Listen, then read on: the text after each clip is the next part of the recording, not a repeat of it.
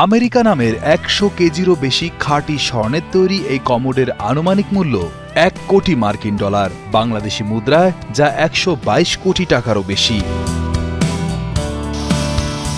বিখ্যাত নিলাম সংস্থা সথেভিজে নিলামের জন্য প্রস্তুত হয়েছে ইতালীয় শিল্পী মাউরিজিও ক্যাটেলানের তৈরি ১৮ ক্যারেটের খাঁটি সোনার টয়লেট আমেরিকা। এই শৈল্পিক টয়লেটটি ১৮ নভেম্বর মঙ্গলবার নিউ ইয়র্ক সিটিতে নিলামে তোলা হবে। এই শিল্পকর্মটির প্রাথমিক দর নির্ধারণ করা হয়েছে স্বর্ণের মূল্যের ভিত্তিতে। টয়লেটটিতে প্রায় ১০১.২ কিলোগ্রাম স্বর্ণ ব্যবহার করা হয়েছে, যার আনুমানিক বাজার মূল্য প্রায় ১ কোটি মার্কিন ডলার। সথেভিজের কর্মকর্তা ডেভিড গালপেরিন এই পদক্ষেপকে অপ্রচলিত বলে আখ্যা দিয়ে বলেন, এই শিল্পকর্মটির কাঁচামাল অর্থাৎ স্বর্ণের মূল্যর সঙ্গে সরাসরি যুক্ত। এই টয়লেটটি সোনার ওজনের কাজের মূল্যের সমতুল্য। এই কাজটি ১০১.২ কিলোগ্রাম ১৮ ক্যারেট সোনার। আজকের অনুমান অনুযায়ী এর মূল্য আনুমানিক ৯.৮ মিলিয়ন ডলার, যা প্রায় ১০ মিলিয়ন ডলারের কাছাকাছি।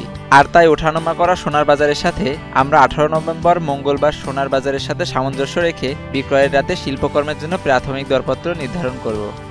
আমেরিকা নামের এই টয়লেটটি একটি সম্পূর্ণ কার্যকরী শিল্পকর্ম হিসেবে এবং একই সাথে সম্পদ এবং মূল্যবোধের ব্যঙ্গাত্মক প্রতীক হিসেবে ব্যাপক পরিচিতি লাভ করেছে। এটি ২০১৬-১৭ সালে নিউ ইয়র্কের গুগেনহেইম মিউজিয়ামে প্রদর্শিত হয়েছিল। ২০১৯ সালে একই রকম দেখতে একটি টয়লেট যুক্তরাজ্যের ব্লেনহেইম প্যালেস থেকে চুরি হয় এবং আর উদ্ধার করা যায়নি। স্বর্ণের যে টয়লেটটি নিলামে উঠছে সেটি এই শিল্পকর্মের একমাত্র অবশিষ্ট সংস্করণ।